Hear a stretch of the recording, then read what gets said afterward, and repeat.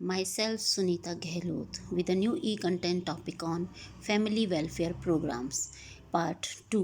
Part 1 में हमने इसके आर्थिक विकास कार्यक्रम और मातृ एवं बाल कार्यक्रमों को देखा। पार्ट 2 में हम कल्याणकारी संस्थाओं के बारे में चर्चा करेंगे। कल्याणकारी संस्थाएं वर्तमान समय में परिवार कल्याण के लिए जो संस्थाएं कार्य कर रही हैं उन्हें निम्न भागों में बांटा गया है। स्थानीय संस्थाएं, प्रादेशिक संस्थाएं, केंद्रीय संस्थाएं, अंतर्राष्ट्रीय संस्थाएं एवं स्वयंसेवी संगठन। स्थानीय संस्थाएं, ये संस्थाएं शहरों व गांवों में नगर पालिका, महापालिकाओं और जिला परिषद द्वारा चलाई जाती हैं।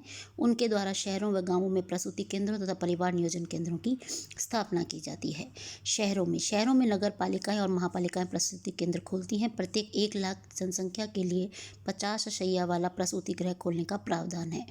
वहाँ पर कुशल चिकित्सकों की नियुक्ति की जाती है। तो शिशुओं व माताओं की स्वास्थ्य रक्षा हेतु पूर्व प्रसव और प्रसवोत्तर तथा प्रसवकालीन सेवाएं निःशुल्क प्रदान करते हैं। निर्धन महिलाओं को दूध, दवा और फलों का निःशुल्क वितरण किया जाता है। गाँवों में क्षेत्रों में यह सेवाएं प्राथमिक स्वास्थ्य केंद्रों के द्वारा प्रदान की जाती है। प्रत्येक केंद्र के अंतर्गत 1 लाख जनसंख्या पर एक उप स्वास्थ्य केंद्र होता है। प्रत्येक प्राथमिक स्वास्थ्य केंद्र पर एक डिस्पेंसरी, एक परामर्श कक्ष, मातृ एवं बाल कल्याण स्वास्थ्य तथा परिवार नियोजन विभाग, माइनर सर्जरी कक्ष तथा एक वार्ड होता है। यहाँ पर महिलाओं की देखभाल की जाती है। इन केंद्रों की स्वास्थ्य निरीक्षाएं ग्राम सेविकाओं के साथ साथ घर जाकर भी यह कार्यक्रम चलाती हैं। सेकंड है इसमें प्रादेशिक संस्थाएं एवं उनके कार्य। प्रदेश सरकार भी मातृ एवं बाल कल्याण हेतु कई योजनाएं चलाती हैं। ये योजनाएं प्रदेश सरकारें स्वास्थ्य मंत्रालय के सहयोग से चलाती हैं। इनके अंतर्गत शहरों व गांवों में बाल कल्याण सेवाओं का आयोजन किया जाता है। प्रादेशिक संस्थाओं के कार्य।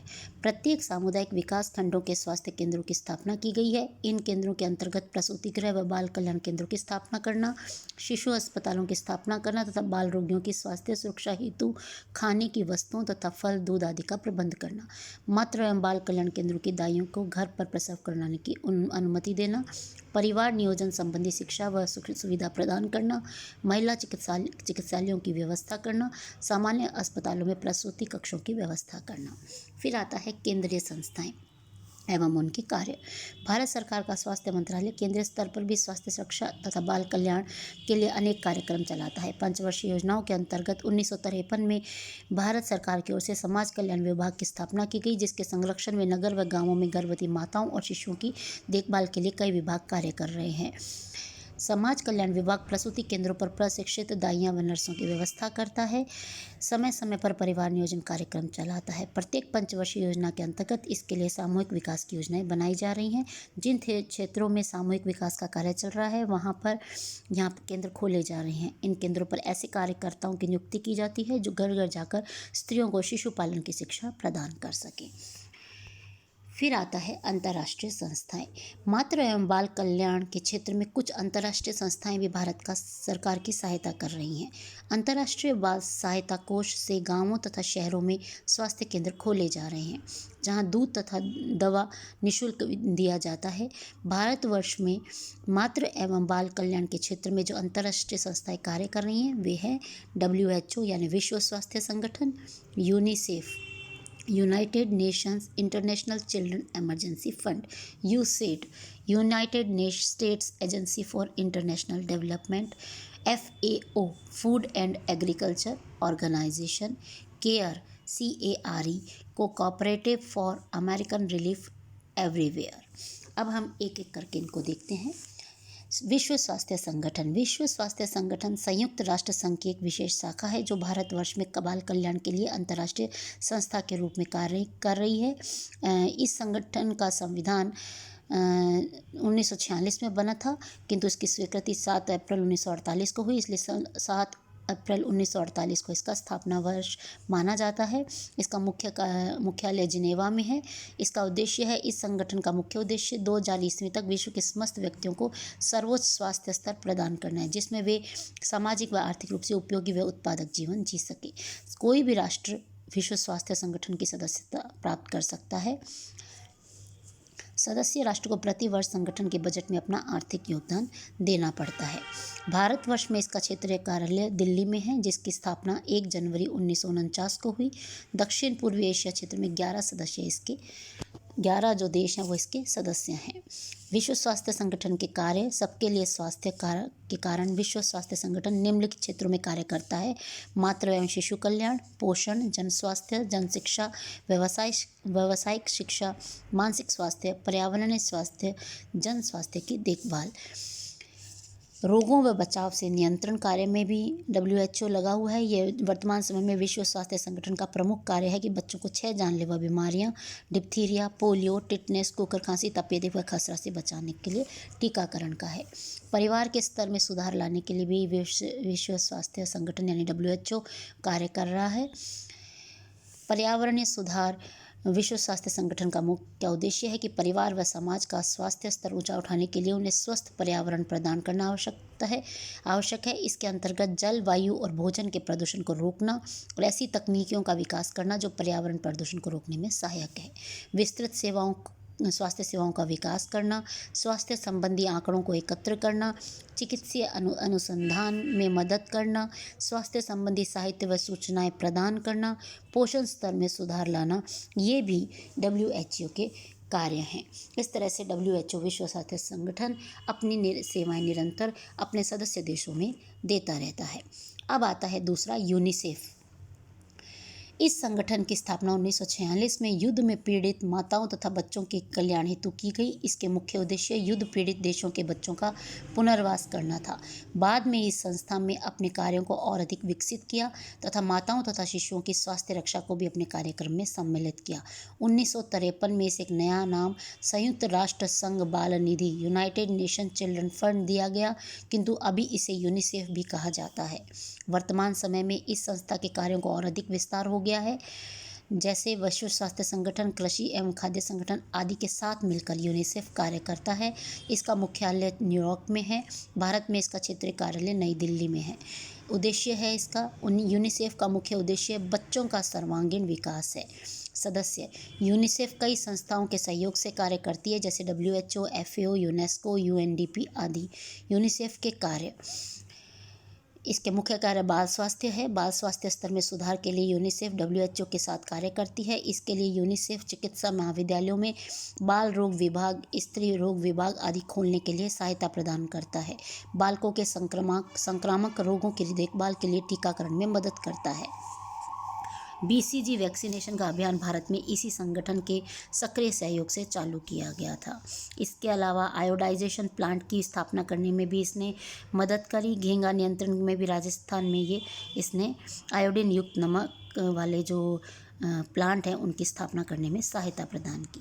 दूसरा इसका आता है कार्य बाल पोषण में। भारतवर्ष में आज भी कुपोषण की समस्या गंभीर है।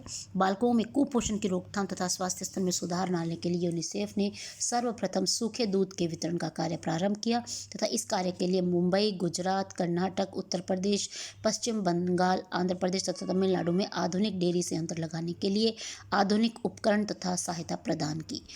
खाद्य एवं कृषि संगठन के साथ मिलकर यूनिसेफ व्यावहारिक पोषण कार्यक्रम यानी अप्लाइड न्यूट्रिशन प्रोग्राम के क्षेत्र में कार्य कर रहा है। इस कार्यक्रम में यूनिसेफ ने भारत सरकार को उपज संबंधी औजार, पंप, उत्तम बीज आदि प्रदान किए तथा मत्स्य तथा मुर्गी पालन में सहायता प्रदान की। इसके अलावा दूध की डेयरियों की भी स्थापना करने में भी मदद की। परिवार एवं बाल कल्याण के लिए यूनिसेफ परिवार नियोजन के क्षेत्र में कार्य करती है।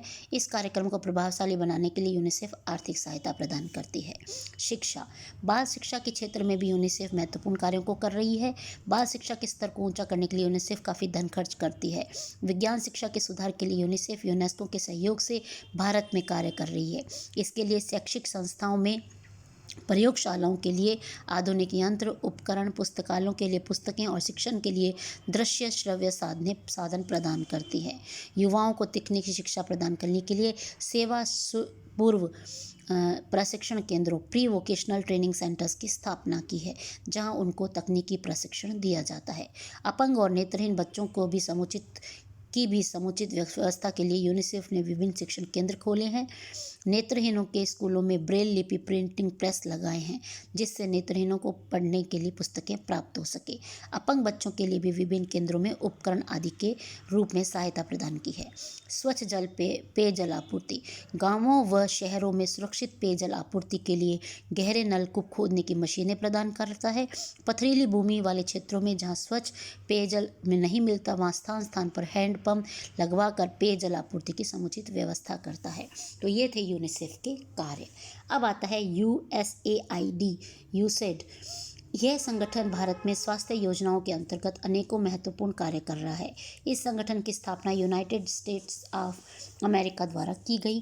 प्रारंभ में इसे TCM, टेक्निकल कॉपरेशन मिशन के नाम से जाना जाता था, परंतु वर्तमान समय में इसका नाम यूसेड कर दिया गया है।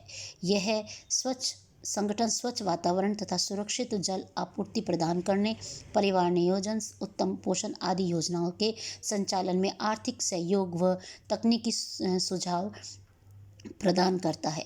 मलेरिया उन्मूलन अभियान में DDT व DDT छिड़काव के सामान की आपूर्ति करता है। शिक्षा के क्षेत्र में मेडिकल व नर्सिंग शिक्षा के लिए अधिक योगदान देता है। इसके अतिरिक्त ग्रामीण स्वास्थ्य सेवाओं, अस्पतालों के लिए बिस्तर तथा स्वास्थ्य शिक्षा के प्रसार में सक्रिय भाग लेता है। फिर आता है FAO, खाद्य एवं कृषि संगठन, फूड एंड एग्रीकल्चरल ऑर्गेनाइजेशन। यह एक अंतर्राष्ट्रीय संस्था है। यह संस्था संपूर्ण विश्व के विभिन्न क्षेत्रों को अपनी सहायता प्रदान करती है।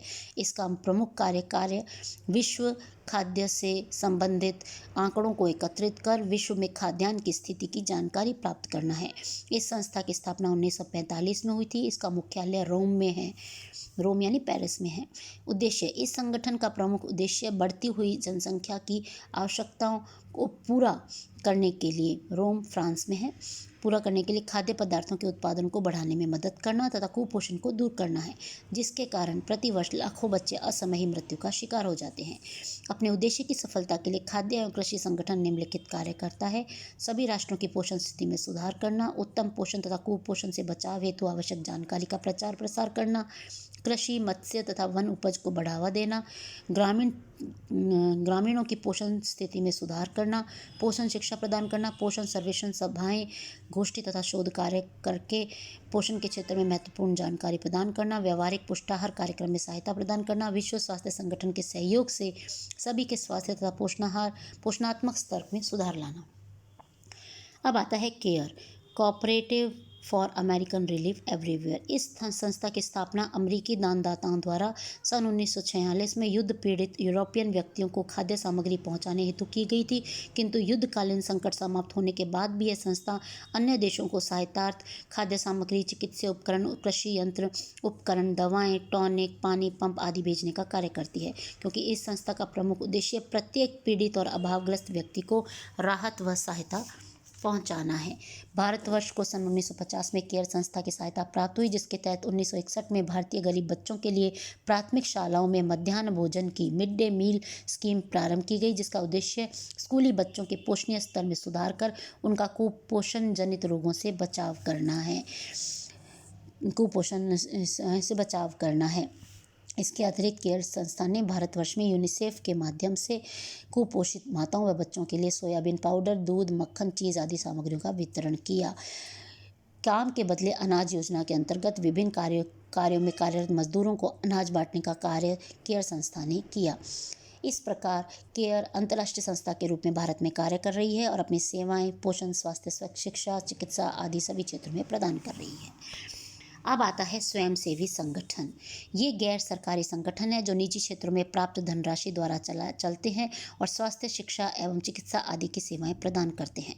समाज के कुछ धनी व्यक्ति समाज सेवा की भावना से प्रेरित होकर व्यक्तिगत तथा समाज सम्मिलित रूप से महत्वपूर्ण संस्थाओं की स्थापना करते हैं। ये संस्थाएं अपना ट्रस्ट बनाकर समाज कल्याण के लिए विभिन्न कार्यक्रमों को चलाते हैं। इन संगठन में भारतीय रेड क्रॉस सोसाइटी स्वतंत्रता प्राप्ति के पश्चात सर्वप्रथम इसी संस्था ने बाल कल्याण एवं क्षेत्र में महत्वपूर्ण कार्य किया। इस संस्था का मुख्यालय नई दिल्ली में है। यह संस्था मातृ एवं बाल कल्याण केंद्रों के द्वारा अनाथालयों, बाल अस्पतालों, चिकित्सालयों आदि में निःशुल्क औषधियों, पौष्टिक भोजन तथा दूध आदि का वितरण करती है।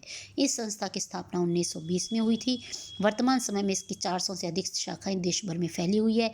यह संस्था भावनात्मक आधार पर कार्य करती है। इसके कई कार्य हैं, जैसे अकाल, बाढ़, भूकंप, महामारी के समय सहायता प्रदान करना, मातृ एवं बाल स्वास्थ्य केंद्रों पर दूध, पाउडर, दवाइयों आदि का निःशुल्क वितरण, रेड क्रॉस होम के माध्यम से युद्ध के दौरान बीमार घायलों की सहायता प्रदान करना, मातृ एवं बाल कल्याण केंद्रों की स्थापना करना, परिवार कल्याण हेतु परिवार नियोजन केंद्रों की स्थापना करना, स्वास्थ्य कर्मचारियों के प्रशिक्षण की व्यवस्था करना। दूसरा आता है हिंदू कुष्ठ निवारक संघ। इस संघ की स्थापना 1950 में हुई थी। इसका मुख्यालय दिल्ली में है। संपूर्ण भारतवर्ष में इसकी शाखाएं फैली हुई है, जो सरकारी संगठनों के साथ मिलकर कुष्ठ रोग के निदान और उपचारार्थ कार्य करती है। यह संगठन कुष्ठ रोग का उपचार करने वाली संस्थाओं और कुष्ठ निवारण केंद्रों को समुचित सहायता प्रदान करता है तथा कुष्ठ रोग के क्षेत्र में कार्यरत चिकित्सकों तथा सहायक स्वास्थ्य कर्मचारियों के प्रशिक्षण की व्यवस्था करता है। फिर आता है ट्यूबरक्लोसिस एसोसिएशन ऑफ इंडिया। यह स्वयंसेवी संगठन तपेदिक रोग के निवारण में सहायता प्रदान करता है। इसकी स्थापना 1939 में हुई थी। वर्तमान समय में इसकी शाखाएं संपूर्ण भारत में है। इसका कार्य में प्रत्येक वर्ष टीबी सील बेचने की व्यवस्था करना, इससे प्राप्त धनराशि को एकत्रित करना, क्षय रोग नियंत्रण केंद्रों की स्थापना करना, क्षय रोग केंद्रों पर कार्य करने वाले चिकित्सकों तथा स्वास्थ्य कर्मचारियों के प्रशिक्षण की व्यवस्था करना, क्षय रोगियों के उपचार तथा आहार की व्यवस्था करना, क्षय रोग निवारण हेतु स्वास्थ्य शिक्षा का प्रसार करना। फिर आता है भारतीय परिवार नियोजन संघ। यह संघ परिवार कल्याण और परिवार नियोजन के क्षेत्र में कार्य करता है। इसकी स्थापना 1949 में हुई। इसका मुख्यालय मुंबई में और संपूर्ण देश में इसकी शाखाएं फैली हुई है। इसका मुख्य कार्य परिवार नियोजन केंद्रों की स्थापना करना तथा इस कार्य में चिकित्सक, स्वास्थ्यकर्ता एवं अन्य कर्मचारियों को प्रशिक्षण की विशिष्ट व्यवस्था करना, परिवार नियोजन के प्रचार से संबंधित सामग्री को तैयार करना, विभिन्न माध्यमों द्वारा आधिकारिक प्रचार व प्रसार करके जनसाधारण को इस हेतु प्रेरित करना। फिर आता है कस्तूरबा मेमोरियल फंड। यह संस्था मुख्य रूप से महिलाओं के कल्याण के लिए कार्य करती है। इस कार्य हेतु यह संस्था गर्भवती तथा धात्री महिलाओं के लिए स्वास्थ्य सेवाओं का आयोजन करती है। गर्भवती महिलाओं को पूर्व प्रसव, प्रसवकालीन तथा प्रसवोत्तर सेवाएं निःशुल्क देती है तथा धात्री माताओं को भी समुचित सेवाएं प्रदान करती है, जिससे नवजात शिशुओं का उचित पोषण हो सके। फिर आता है अखिल भारतीय महिला सम्मेलन। इस संगठन का प्रमुख उद्देश्य भी मातृ एवं शिशु कल्याण है। इसकी स्थापना 1926 में हुई थी। वर्तमान समय में इसकी शाखाएं संपूर्ण भारत में फैली हुई हैं। इनकी शाखाएं मातृ एवं शिशु कल्याण के लिए कार्यरत रहती हैं तथा मातृ एवं शिशु कल्याण केंद्रों, स्वास्थ्य केंद्रों तथा परिवार नियोजन केंद्रों पर अपनी सहायता प्रदान करती है। फिर आता है अपंग बच्चों के शिक्षा केंद्र। स्वयंसेवी संगठन के अंतर्गत ये जो केंद्र है, इस प्रकार के केंद्रों की व्यवस्था धनी व्यक्ति करते हैं। इन केंद्रों पर अपंग, अंधे, बहरे, लूले, लंगड़े बच्चों को शिक्षा प्रदान की जाती है। वर्तमान समय में सरकार द्वारा भी इन बच्चों के लिए शिक्षा केंद्र खोले गए हैं। अब इन बच्चों को अपंग न कहकर दिव्यांग जो है नाम दे दिया गया है। इन केंद्रों पर इन बच्चों को शिक्षा प्रदान करने के साथ साथ व्यावसायिक शिक्षा भी प्रदान की जाती है, जिससे वे आत्मनिर्भर बन सके। तो यह थे कुछ स्वयंसेवी संगठन जो भारत में कार्य करते हैं और अपनी सेवाएं प्रदान करते हैं। इसी के साथ यह टॉपिक यहीं पर समाप्त होता है। धन्यवाद।